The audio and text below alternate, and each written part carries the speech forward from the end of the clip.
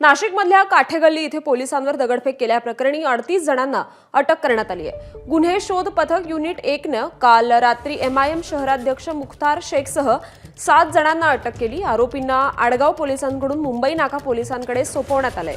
त्यांना नाशिक कोर्टात हजर केलं जाणार आहे, तर फरार आरोपींचा नाशिक पोलिसांकडून आता शोध सुरू आहे।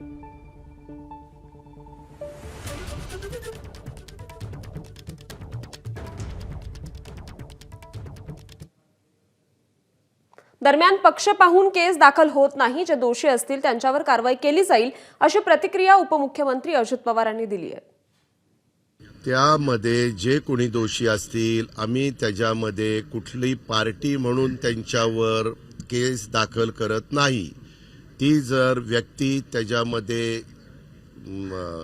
त्याचा समावेश असेल, ती दोषी असेल, तर पोलीस यंत्रणा ती कुठल्या गटाची आहे, तटाची आहे, युतीची आहे का आघाडीची आहे का आणखीन कुठल्या राजकीय पक्षाची आहे, त्याच्याशी आम्हाला काही घेणं देणं नाही।